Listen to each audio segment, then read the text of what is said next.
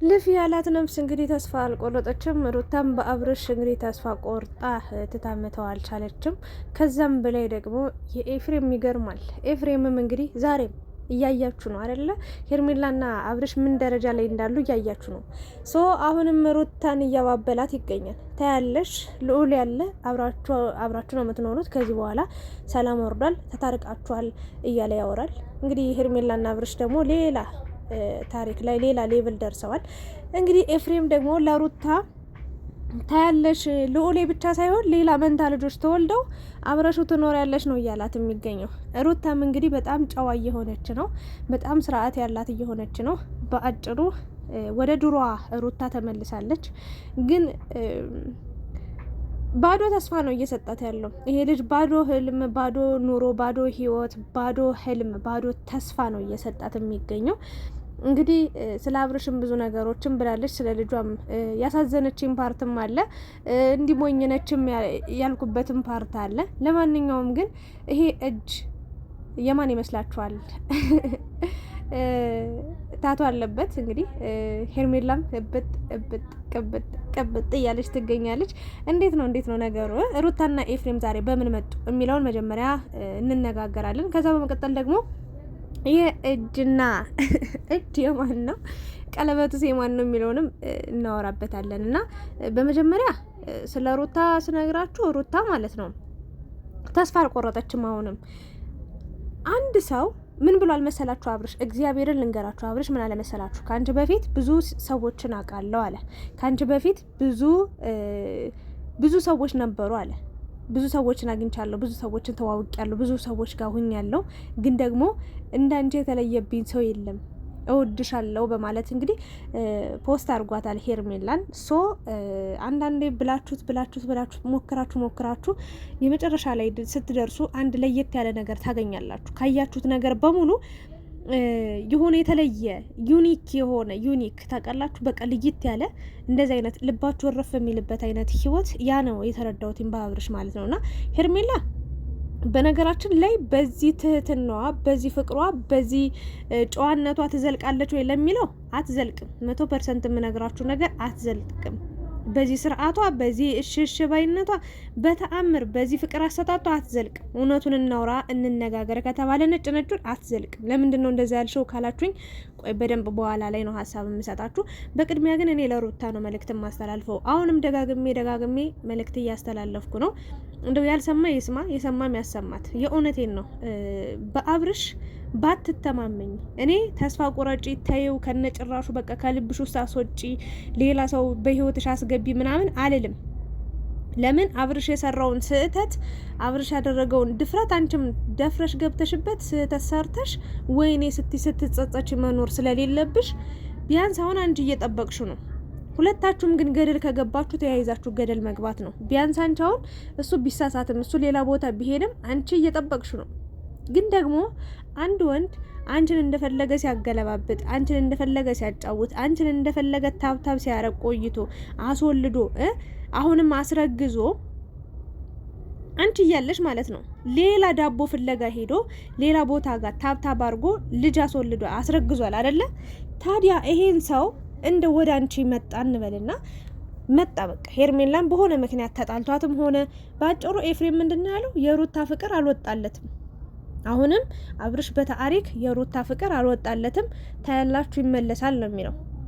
እሺ ተመለሰ ይባል። ታዲያ ሌላ ሴት ጋር አቅፎ ተኝቶ ታብታብ ሲያደርግ አድሮ የእውነቴን ነው። እስኪ እንትን እንበል። አንቺ አይን ላይን እየተከታተልሽው፣ በእግር እየተከታተልሽው፣ የሄደበት ሆቴል ድረስ እየሄድሽ፣ የሄደበት መዝናኛ ቦታ ድረስ ከከተማ ወጥሽ ሄደሽ እየተከታተልሽው በነበረበት ታይም ያ ማለት ፍላጎትሽን እያሳየሽው አብረሹ መሆን እንደምትፈልጊ እየነገርሽው፣ ግን አልፈልግም አሻፈረኝ ብሎ ከሌላ ሴት ጋር ተኝቶ ታብታብ ሲያደርግ አንሶላ ሲጋፈፍ ውሎ አድሮ ልጅ አስረግዣለሁ ብሎ መጦ እየሰማሽ እንዴት ነው ታዲያ ድጋሚ ይሄን ገላቅፈሹ ልትተኛ ያሰብሽው? እንዴት ነው ሌላ ሴት በሳመበት ከንፈሩ ሌላ ሴት ጋር የሆነ ነገር ባረገበት ነገሩ አንቺ ጋር መጦ የምሬን ነው አንቺ ጋር መጦ ሲያማስል ምን ይሰማሻል? ይሄን ድፍረት ከየት ያገኘሽው ነው? ወይንስ እኔ አሁን ላይ እኔ የማስበው ማለት ነው እርግጠኛው የምነግራችሁ ነገር አንድ ሴት ልጅ ይውላችሁ ሄርሜላ አርግዛለች ከመባሉ በፊት ኦፍኮርስ በቃ ባሏ ነው ትፈልገዋለች። ምንም ቢሆን ምንም በቃ ሄደም አለ ሄደም ያው አብረው ታብታብ እንዳላረገ ምናምን ታውቃለች፣ ወይ ደግሞ ግንኙነት እንዳላረጉ ታውቃለች። ሶ ያኔ ለምናው ምናምን በለመነች ሰዓት ትክክል ነበረች። ግን አሁን ሌላ ታሪክ ውስጥ ገብቶ ሌላ ሌቭል ውስጥ ገብቶ ደስተኛ ሆነሽ ትቀበያለሽ? አሁን እንዳየውሽ አዎ ደስተኛ ሆነሽ አብርሽ ወደ አንቺ ቢመጣ ከሄርሜላ ጋር የሆነ ክፍተት ተፈጥሮ አንቺ ጋር ቢመጣ ደስተኛ እንደምትሆኚ እያየው ነው። ግን እመኑኝ እግዚአብሔርን ብዬ ነግራችኋለሁ፣ የእውነቴን ነግራችኋለሁ። ሩታ አብርሽን ለበቀል እንጂ ለፍቅር አትፈልገውም። እንደው እውነቱን እንነጋገር ከተባለ እች ሴት እኮ ማለት ነው ከእሷ ጋር የተኛ ወንድ፣ እሷን ያቀፈ ወንድ፣ እሷን የሳመ ወንድ፣ እሷን ታብታብ ያደረገ ወንድ ሌላ ሴት ጋር ሄዶ ተሳስሞ ታብታብ አድርጎ አስረግዞ መጣ ሲባል በደስታ የምትቀበል ምን አይነት መልአክ ብትሆን ነው? እስኪ እግዚአብሔርን ፈረዱ እናንተ።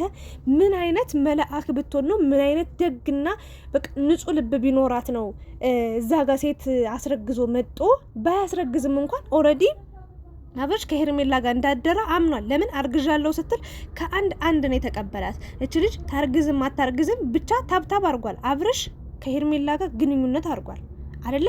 ታዲያ ይሄን ሰው እንዲህ አድርጓል። በቃኝ እስከዛሬ እንደውም የፈለኩት እስከዛሬ የቀረብኩት ለልጄ የሆነ ለኔም ትዳር ይሆነኛል፣ ህይወት ይሆነኛል፣ አብሮኝ ይቀጥላል ብዬ አስቤ ነው። ግን ደግሞ ከኔ ሌላ ሴት ሄዶ ከኔ ሌላ ሴት መርጦ በልጣብኛለች ብሎ እሷ ጋር ሂዷል። ታብታብ አድርጓል። አብሯት ተኝቷል፣ አብሯት ተጋድሟል። ስለዚህ እሱም ባቀፈበት ሌላ ሴት በያዘበት ሌላ ሴት በሳመበት እኔ አላደርገውም ብላ ተስፋ ቆርጣ በምትቀመጥበት ወቅት እንዴት ነው እንደ አዲስ አብርሽ ልትሌት ያለችው? እንደ አዲስ እንዴት ነው ሰላማዊ ሲያቃጥሏት ሲያጨሷት ሲያነዷት የነበሩትን ሰዎች ድጋሚ ይቅርታ እያለች የመጣችሁ ለምን ይመስላችኋል? እኔ ይቅርታ አድርጉልኝ እንጂ ምንም አብርሽ ራሱ እንደው የፈለገ ተአምር ታሪክ ተፈጥሮ ከሄርሜላ ጋር እንኳን ለአንድ ሳምንት ራሱ ሄርሜላና አብርሽ ተመካክረው በቃ ወደ ሩታ ተመለስኩ ብለው በእርግጥ ያው በሞራሏ ላይ መጫወት ነው የሚሆነው፣ አይሆንም። ግን እመኑኝ እንደዛ ቢያደርግ ማለት ነው በእግዚአብሔርን መጨረሻው ምንድነው የሚሆነው? እሱን መበቀል ነው። እሷ ብቻ አይደለችም፣ ኤፍሬም ራሱ በእውነት ነው የምላችሁ የሩታን ደስታ ከመቼ ጀምሮ ነው መውደድ የሆነ የሩታን ደስታ በሩታ ደስታ መደሰት የጀመረው ለሩታ ማሰብ የጀመረው ከመቼ ጀምሮ ነው? በፊት አባወራ አትሆንም እንዴ ወንድ አትሆንም እንዴ የራስሽ ጉዳይ ብላት ከፈለገች ጥርግ ትበል ጥንቅር ትበል እያለ ስንት ነገር ሲመክር አልነበር እንዴ? እንዴት ነው አሁን የእናትነት ፍቅር አሁን ገባው? አሁን የልጅ ፍቅር አሁን ገባው እንዴ? እሱ ራሱ ወዶ አይደለም እንደዚህ የሚያሽቃብጠው። ለማንኛውም ግን ሁሉም ነገር ተከርኖ ይብሰል። ያን ነው ማስበው ነው። የእናንተ ሀሳብ ምን እንደሚሆን አላውቅም። ሩታ እንደው አብርሽ ተመልሶ ቢመጣም ማንኛውም የትኛውም ሴት ዓለም ላይ ያለች ሴት ሌላ ሴት ጋር ታብታብ ሲያደርግ ቆይቶ እሷ ጋር መጦ ግንኙነት ሲያደርግ ገላው የእሷ ሁሉ ነው የሚቆሸሽባት ገላዋ። እውነቱን እንነጋገር ከተባለ አታደርገውም። በንዴት በብስጭት የማይሆንላትን ነገር አሁን ተለሳልሳ ጥሩ ሰው መስላ ምናምን የሆነ ነገር ሀስበው ነው የመጡት ከኤፍሬም ጋር። እመኑኝ የሆነ ነገር ፈረንጁ ራሱ ሲያወራ አልሰማችሁትም እንዴ? አውቂ ጥሩ ሰው መልካም ሰው መስዬ አብርሽን መቅረብ ነው የምፈልገው፣ ከዛ በኋላ ማድረግ ያለብኝን ነገር አደርጋለሁ፣ ታያላችሁ። የእውነት እንደዛ ነው ያለው። ሶ ይሄን ነገር ነው ልላችሁ የምችለው። ለማንኛውም ሩታ ጊዜሽን አታባክኝ፣ ከራስሽ ጋር ሁኚ። አሁን ላይ ያው የውሸት ደስታ የውሸት ሳቅ ቢኖርሽም ግን የእውነት ደስታሽን ፈልገሽ አግኚ። የእውነት ኑሮሽን ኑሪ። የእውነት ደስታሽን የምታገኘው ደግሞ ከልጅሽ ጋር በሰላማዊ መንገድ ስትኖሪ ነው። አረገዘሽ ከሆነ ሁለተኛው ልጅ እግዚአብሔር ደግሞ እሱን እስኪሰጥሽ ወንድም ይሁን ሴት መጠባበቅ፣ ራሽን መጠበቅ። አዎ እንደዚህ ብለሻል። የእውነት አሳዘነችኝ እኔ አለች። ምኖርለት ሰው አለኝ፣ ብታመም በወድቅ ምን ብል የሆነ የሚጨነቅ የሚያስብልኝ ሰው አለ፣ ልጄ ያለ፣ ስለዚህ ስለ ልጄ ነው ምኖረው ብለሻል። ያም ብታደርጊ ነው የተሻለ የሚሆነው ብዬ ነው የማስበው። ምክንያቱም አሁን ኤፍሬም በእርግጠኝነት 100% ከአብርሽ ጋር እንደምትቀጥ አብርሽ ወደ አንቺ እንደሚመጣ ሰላማዊ እንደሆናችሁ ሰላም እንደተፈጠረ ሁሉን ነገር በቃ ስኬታማ አልጋ ባልጋ እንደሚሆን ተስፋ እንዳትቆርጪ የሆነ የራሽን መንገድ እንዳትይዢ በአብርሽ ታስረሽ ቁጭ እንድትይ ትብትብ ብለሽ እንድትቀመጪ ነው እያደረገሽ የሚገኘው። እውነት ለመናገር አዎ ጀግና እናት ነሽ። ልጅን ያለ አባት ማሳደግ ምን ያህል ስቃዩን አውቀዋለሁ። እንኳን አይደለም አባት የሌለበት ይሁንና አባት ኑሮ ራሱ ትልቅና ከባድ ኃላፊነት ያለው የሴት ልጅ ነው ወይም ደግሞ በእናት ነው። ሶ ያንን ኃላፊነት ተወጠሽ ይሄን ልጅ እዚህ ደረጃ ላይ ማድረስሽ መድኃኔዓለምን ቁሜ ነው ማጨበጭብልሽ። ጀግና ነሽ። በ10 በ20 ጣቴ ነው መፈረምልሽ የእውነት ማለት ነው። ግን ሩታዬ አሁን የተሳሳተ መንገድ እየሄድሽ ነው። በባዶ ተስፋ እየኖርሽ ነው። ከላይ ብቻ ነው የምትስቂው። ውስጣዊ ደስታን አላገኘሽም። ውስጣዊ ምቾትን አላገኘሽም። በቃ አብርሽ ምቾቴን ደስታዬን አግኝቻለሁ፣ ከአንቺ የሚበልጥ ሰው አግኝቻለሁ እያለ ነው። በአሽሙሩም በቀጥታም በሁሉም ነገር ደስታውን እየገለጸ ነው። አንቺን በቻልሽው አቅም በቃ ለራስሽ ሰላምንና ደስታን ሰጠሽ በራስሽ መንገድ ከልጅሽ ጋር ደስተኛ ሆነሽ ብትኖሪ እኔ ደስ ይለኛል ብዬ ነው ማምነው የእውነት ለመናገር እና ኤፍሬም ባዶ ተስፋ አትስጣት። ቢያንስ ዝም በል በቃ ለሆነ ጊዜ ይሄ ነገር እኮ ሊሆን ይችላል። አንተ ያልከው ተዋልደዋል ምናምን የተዋደደ ሁሉ አይፋታም ያለህ ማን ነው? ስንት አመታት ኖረው የእውነቴን ነው የተፋቱ አሉ አይደል እንዴ? ስንት አመታት ወልደው ተዋልደው 10 ምናምን ልጅ ወልደው የሚለያዩ እኮ አሉ። ደግሞ በዛው በተቃራኒ ደግሞ እነገነት አርቲስት ገነት ንጋቱን አይታችኋላ።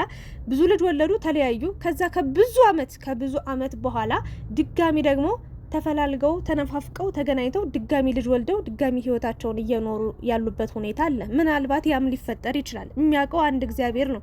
እንግዲህ መጨረሻውን ፈጣሪ ነው የሚያውቀው። ግን አሁን ላይ በባዶ ተስፋ እንደዚህ ሁኚ እንደዚህ ሊመጣ ነው አብርሽ ሄደ መጣን አትበል። በቃ ተዋት፣ በራሷ መንገድ ራሷን ታዳምጥ፣ ከራሷ ጋር ትሁን። ሁሌ አብርሽ አትበል። ከአብርሽ ውጪ መኖር እንደሚቻል እሷን ማሳየት አለባት። ትኑር በቃ ያለ አብርሽ እኖራለሁ፣ ያለ ባል እኖራለሁ፣ በቃ ብቻዬን መኖር እችላለሁ ብላ ጥንካሬዋን ጀግንነቷን ታሳይ። በቃ ይሄ ነው ልል የምችለው። አብርሽ እኮ ያለ ሩታ መኖር እችላለሁ ብሎ እኮ ሌላ ሴት ይዞ መጣል። ከሩታ የምትበልጥብኝ ሴት አግኝቻለሁኝ ብሎ እኮ ሄዷል አይደል እንዴ?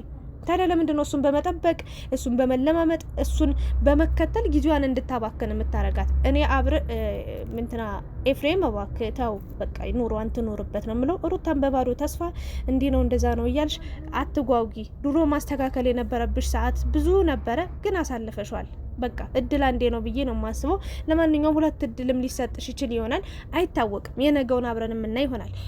ከዛ በመቀጠል ግን እንግዲህ አብርሽና ሄርሜላ ሌላ ታሪክ ውስጥ ገብተዋል። እንደምታዩቸው የሚያምር ቀለበት አድርጎላታል። ሰዓቷ ደስ ይላል። የሱ የእጁ ታቷ አለ እና ከሁሉም ሴቶች ትለይብኛለሽ፣ ከዚህ በፊት ካገኟቸውም ሰዎች ትለይብኛለሽ፣ በጣም ልዩ ሴት ነሽ እና እወድሻለሁ ብሎ እንግዲህ መልእክት አስተላልፏል። ደስ ይላል። እኛም ያንተን ደስታ ነው የምንፈልገው። የእውነቴ ነው። ሰው ሲደሰት የማይደሰት ሰይጣን ብቻ ነው። ያው ሄርሜላ የመጣችበት መንገድ ትክክል ባይሆንም ምንም ቢሆን ምንም እመኑኝ ማለት ነው እመኑኝ ሄርሜላ አሸናፊ ሆና ተገኝታለች። ዋናው ማለት ነው አንዳንዴ ሌባ እኮ ማለት ነው ሌባ የሚባለው የእውነት ሰርቆ ሲያዝ ነው። ሰርቆ ካመለጠ ጀግና ነው የሚባለው። በቃ ጀግና ነው፣ አመለጠ፣ በቃ የሆነ ነገር ያገኛል። ለጊዜውም ቢሆን ተጠቃሚ ይሆናል። አሁን ደግሞ ሄርሜላ ምንም ነገር ቢሆንም ምንም ሩታን ማሸነፏ ለራሷ ጀግንነት ይሰማታል። የእውነቴን እግዚአብሔርን ነው የምላችሁ። እኔም ጀግና ነች ብዬ ነው የማስበው። ለምን ምንም በእጇ የሚገባ አብርሽ እየወላወለ ነው እስካሁኗ ሰዓትና ደቂቃ ድረስ። ራሱ ሩታ እንኳን ቤቴ ቡና እንጠጣ ብላ ይዛው ስትሄድ አብሯት ተከትሎ ሄዷል። ግን ይሄን ራሱ መቻሏ፣ ይሄን ራሱ በትዕግስት እንድታልፍ ማድረጉ መሆኗ ትልቅ ነገር እንድታተርፍ አብርሽ በቃ ልዩ ሴት ነች ብሎ ከሁሉም ሴት አስበልጦ እንደሚያስብ በቃ እኔ ያየሁትኝ። በመቀጠል ደግሞ በጣም የምትቆጣጠረው የምትጨቃጨቀው እንደዚህ ነው እንደዛ ነው ብላ መከራ የምታበላውን ሴት አይፈልግም። ሄርሜላ ደግሞ እንደምታዩት ሁሉን ነገር እሺ ነው የምትለው። ግን በዚህ ትቀጥላለች ወይስ አትቀጥልም ለሚለው አትቀጥልም ብያችሁ ነበር። እንዴት ልትሉኝ ትችላላችሁ? እንዴት መሰላችሁ? ማንም ሰው በዚህ ልክ ንጹህ ልብ ሊኖር አይችልም። በተአምር የሆነ ስህተት ይኖረዋል። የሰው ልጅ ምንም ሙሉ ነገር የለውም። ብዙ ጎዶሎች አሉ። የሆነ ቀን ላይ ሩታም እንደሷ ሙሉ ፍቅርን እየሰጠችው ሙሉ ደስታን እየሰጠችው ከሆነ ጊዜ በኋላ ነው እሱም ሲንቃት እሷም ስትንቀው፣ እሱም የራስሽ ጉዳይ ሲላት እሷም የራሱ ጉዳይ ስትለው ቤትም ትዳርም የፈረሰው በእልህ ነው። እና ልክ እንደ ሄርሜላ ሩታም የሚያምር የሚገርም የፍቅር ታሪክ አሳልፈዋል። የእውነት የኢትዮጵያ ዛራና ቻንድራ የሆነ ኢትዮጵያውያን ዛራና ቻንድራ ማለት አብርሽና ሩታ ነበሩ። በዚሁ ትቀጥላለች ወይ? ያው አዲስ ፍቅርም ሲሆን አይታችሁ የለ። አሁን ለምሳሌ በፍቅር ቆይታችሁና ወደ ትዳር ስትገቡ ያለው ልዩነት በጣም ሰፊ ነው። እንደው የራሴን ህይወት ራሱ ነግራችኋለሁ። እግዚአብሔርም በራሴ ህይወት በፍቅር ስትኖሩ ክንፍ ነው የምትሉት። ትዳር ስትገቡ ግን ፍጹም የተለየ ነው የሚሆነው።